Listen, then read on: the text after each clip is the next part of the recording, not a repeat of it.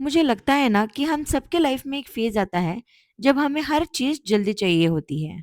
जल्दी घर सेटल हो, जल्दी करियर में ग्रो करो, जल्दी कुछ अचीव करो। बस हर चीज का एक टाइमलाइन बना रखा होता है। और फिर एक पॉइंट पे रियलाइज होता है कि एक्चुअली लाइफ कोई रेस नहीं है। मैं भी काफी इम्पेशेंट थी।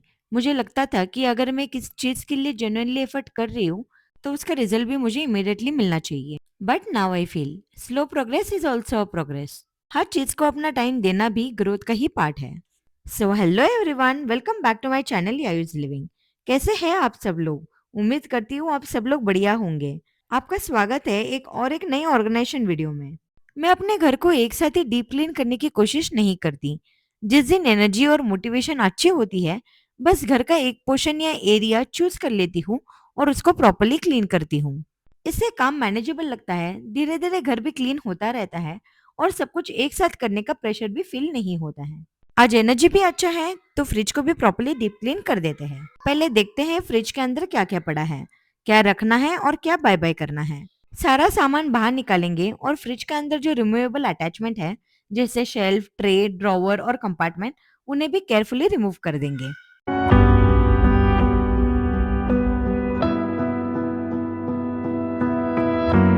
जो पार्ट्स मैंने रिमूव किया है उन्हें केयरफुली मैं साइड में रख रही हूँ ताकि क्लीनिंग के टाइम कुछ डैमेज ना हो।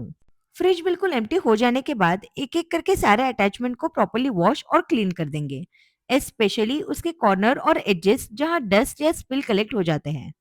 और एक बात का ध्यान रखो, शेल्फ क्लीन करते वक्त थोड़ा एक्स्ट्रा केयरफुल रहना पड़ेगा क्योंकि ये ग्लास की बनी होती है, तो इन्हें वॉश करते वक्त ज्यादा फोर्स नहीं लगाना है।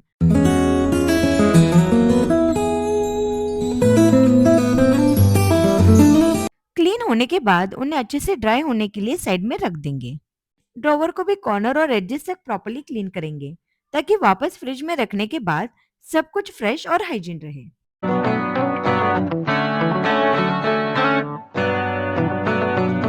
अब जो अटैचमेंट्स मैंने वॉश किए थे उनमें से कुछ ड्राई हो गए हैं, लेकिन कुछ में अभी भी मॉइस्चर बाकी है। इतना टाइम वेट करना पॉसिबल नहीं है, वरना अंदर का खाना स्पॉइल हो सकता है। इसलिए मैं उन्हें एक क्लीन और ड्राई क्लोथ से प्रॉपर्ली वाइप कर दे रही हूँ, स्पेशली कॉर्नर और एजेस को। अब मैं फ्रिज पर लगे हुए सारे मैग्नेट्स को भी रिमूव कर दे रही हूँ। मैग्नेट्स के नीचे भी डस्ट और मार्क कलेक्ट हो जाता है, इसलिए उनको हटाकर सरफेस को भी प्रॉपर्ली क्लीन करना है। साथ ही फ्रिज पर जो कवर लगा हुआ है उसे भी हटा रही हूँ ताकि कोई भी एरिया क्लीनिंग से मिस ना हो। कवर और मैग्नेट हटाने के बाद अब फ्रिज की आउटर सरफेस को प्रॉपर्ली डीप क्लीन करेंगे। आप देख ही सकते हो कि कितनी धूल जमी है फ्रिज के ऊपर। अभी मैं घर पर बनाया हुआ क्लीनिंग स्प्रे ही यूज कर रही हूँ। आप में से जो लोग मुझे काफी टाइम से फॉलो करते आ रहे हैं उन्हें तो पता ही होगा कि मैंने ये स्प्रे घर में कैसे बनाया है। और जो लोग मुझे अभी तक फॉलो नहीं कर रहे हैं वो तुरंत फॉलो कर लो। एक क्लीन क्लॉथ पर थोड़ा सा स्प्रे करके मैं फ्रिज के फ्रंट सरफेस, साइड, कॉर्नर और टॉप पोर्शन को भी अच्छे से वाइप कर रही हूँ। स्पेशली कॉर्नर्स और हैंडल को थोड़ा सा एक्स्ट्रा क्लीन कर रही हूँ क्योंकि वहाँ डस्ट और फिंगरप्रिंट्स जल्दी एक्यूमुलेट हो जाते हैं। अब फ्रिज को ऑफ कर देती हूँ क्योंकि अब मैं अंदर से प्रॉपर्ली क्लीन करने वाली हूँ। मैं वही होममेड सोल्यूशन यूज करने वाली हूँ, थोड़ा सा वाटर, विनेगर और डिश लिक्विड। ये सोल्यूशन मुझे क्लीनिंग के लिए काफी कन्वीनियंट लगता है क्योंकि विनेगर स्टेन्स और स्मेल को क्लीन करने में हेल्प करता है और डिश लिक्विड स्टिकी स्पिल और ग्रीस को निकालने में हेल्प करता है। अब एक क्लीन क्लॉथ लेकर फ्रिज के अंदर की वॉल, कॉर्नर, डोर कंपार्टमेंट और बाकी के सरफेस भी अच्छे से वाइप करेंगे। वैसे फ्रिज क्लीनिंग काफी टाइम कंज्यूमिंग है, बट ऑनेस्टली मुझे लगता है कि डीप क्लीनिंग में थोड़ा टाइम देना वर्थ इट होता है। फाइनली फ्रिज एकदम मस्त से क्लीन हो गया। अब अंदर से भी एकदम फ्रेश और बाहर से भी एकदम क्लीन लग रहा है। और जो भी सामान और अटैचमेंट्स हमने बाहर निकाले हैं उनको एक एक करके वापस रख देते हैं। पहले हर शेल्फ को उसकी जगह पर केयरफुली फिट कर दूंगी ताकि वो प्रॉपर्ली बैलेंस हो जाए।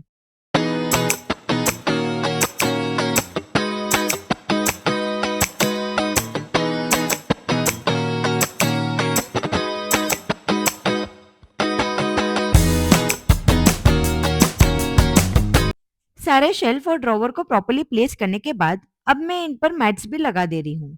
मैंने सुना है कि फ्रिज में मैट लगाने से कूलिंग इफेक्ट थोड़ा कम हो जाता है, लेकिन ग्लास शेल्फ पर मैट बिछाना एक फायदा मुझे ये लगता है कि सफाई थोड़ी इजी हो जाती है और स्क्रैचेस भी कम पड़ते हैं। जब हम डायरेक्टली ग्लास पर बर्तन या कंटेनर रखते हैं तो टाइम के साथ छोटे छोटे स्क्रैचेस आ सकते हैं, मैट होने से डायरेक्ट कांटेक्ट कम हो जाता है और शेल्फ भी रिलेटिवली क्लीन रहती है। ये वाला वेजिटेबल ऑर्गेनाइजर मैंने आपके साथ पहले भी शेयर किया हुआ है। इससे सारी वेजिटेबल एक जगह नीटली अरेंज रहती है और फ्रिज भी एकदम ऑर्गेनाइज लगता है। बस एक एक करके सारी वेजिटेबल्स को प्रॉपर्ली सेट कर देती हूँ। अब फ्रिज कवर को भी अच्छे से एक बार वाइप कर लेती हूँ। कवर क्लीन होने के बाद वापस फ्रिज के ऊपर उसको प्रॉपर्ली सेट कर देंगे और ऊपर से एक छोटा सा फ्लावर पॉट रख दूंगी। इससे फ्रिज का लुक फ्रेश और प्रिटी लगता है। साथ ही कवर के पॉकेट में मैंने एक बुक और पेन रख दिया है, ताकि जब भी फ्रिज में कुछ खत्म हो या कोई सामान लेना हो तो तुरंत उस बुक में मैं लिख सकूं। और फ्रिज के हैंडल पर एक क्लीन नैपकिन लगा दूंगी, क्योंकि हैंडल सबसे ज्यादा गंदा होता है। इससे फ्रिज को क्लीन रखना और डेली मेंटेन करना थोड़ा इजी हो जाएगा। और जो मैग्नेट्स मैंने फ्रिज से निकाले थे उनको भी मैं एक बार अच्छे से क्लीन कर दूंगी और फिर सारे मैग्नेट्स को वापस फ्रिज पर ही अच्छे से लगा दूंगी। तो आज के लिए बस इतना ही। फ्रिज की डीप क्लीनिंग भी फाइनली कंप्लीट हो गई है और सब कुछ प्रॉपर्ली क्लीन और ऑर्गेनाइज्ड है। अगर आपको ये वीडियो अच्छा लगा तो प्लीज मेरे चैनल को सब्सक्राइब जरूर करना। मिलते हैं नेक्स्ट वीडियो में, तब तक के लिए take care and bye bye.